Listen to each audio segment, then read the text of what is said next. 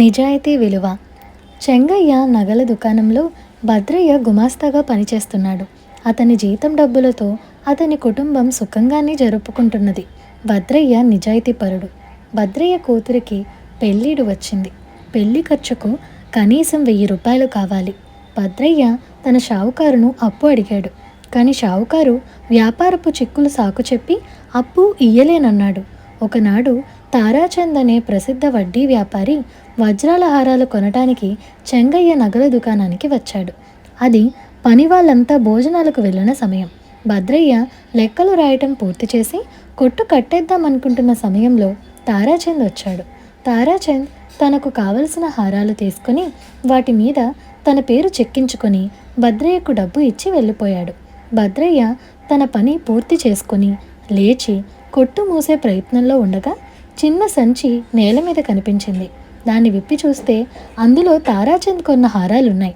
వాటిని చూడగానే భద్రయ్యకు తన కూతురి పెళ్లి జ్ఞాపకం వచ్చింది.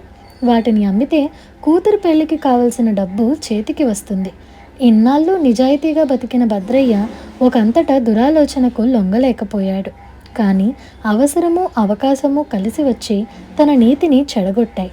అతను ఆ హారాలను తీసుకుని పెద్ద బజారుకు వెళ్ళాడు.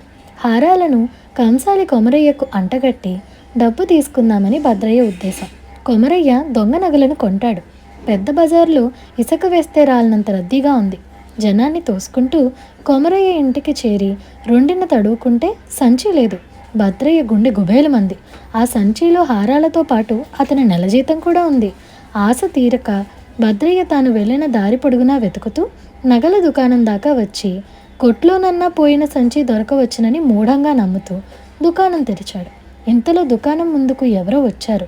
భద్రయ్య అటు చూసి కొయ్యి పారిపోయాడు. యములవాడులాగా తారాచంద్ నిలబడి ఉన్నాడు. అతను తన హారాలను కొట్లోనే వదిలినట్టు తెలిసి వాటి కోసం వచ్చాడనుకునేసరికి భద్రయ్యకు ముచ్చెమటలు పోశాయి. తారాచంద్ హారాల సంచి పైకి తీసి ఒకసారి సానపెట్టి చూడండి అన్నాడు. తాను పోగొట్టుకున్న సంచి తిరిగి తారాచంద్ చేతికి ఎలా వచ్చిందో భద్రయ్యకు అర్థం కాక మతి పోయినట్టయింది. అతను బంగారాన్ని గీచి చూసి ఇవి అసలు హారాలే, కానీ మళ్ళీ తెచ్చారెందుకు అని అడిగాడు. తారాచంద్ ఇలా చెప్పాడు, అదంతా ఒక కథ. నేను బజారు వెంట పోతూ చూసుకుంటే నగల సంచి లేదు. గుండె జారిపోయింది. కాస్తా కూస్తా 20,000 సరుకు వెర్రెత్తినట్టు అందరినీ అడుగుతూ అంతటా వెతుకుతూ ఇంటికి చేరాను. మా ఇంటి వాకిట ఓ కుర్రవాడు కూర్చుని ఉన్నాడు. వాడి చేతిలో సంచి ఉంది. దాన్ని చూడగానే ప్రాణం లేచొచ్చినట్టయింది. అందులో నా హారాలున్నాయని గుర్తులు చెప్పాను. ఏ తల్లి బిడ్డడో కానీ నీతి నిజాయితీ కలవాడు. ఆ సంచి నాకు ఇచ్చేశాడు. నేను వాడికి 1000 రూపాయలు బహుమానంగా ఇచ్చాను. మళ్ళీ అనుమానం వచ్చింది. హారాలు అసలువో నకిలీవో తేల్చుకుందామని ఇలా వచ్చాను అన్నాడు. తారాచంద్ నగలు తీసుకుని వెళ్ళిపోయాడు. భద్రయ్యకు నవ్వాలో ఏడవాలో తెలియలేదు. నగలు చేరవలసిన చోటుకు చేరాయి. తన జీతం డబ్బులు ఏమైపోయాయి? భద్రయ్య మళ్ళీ దుకాణం మూసి కాళ్ళు ఇచ్చుకుంటూ ఇంటికి పోయి తన భార్యతో దాచకుండా జరిగినదంతా చెప్పాడు. తన దుర్బుద్ధికి శిక్షగా నెల జీతం పోగొట్టుకున్నానన్నాడు. భద్రయ్యను అతని భార్య ఊరడించటానికి ప్రయత్నించింది.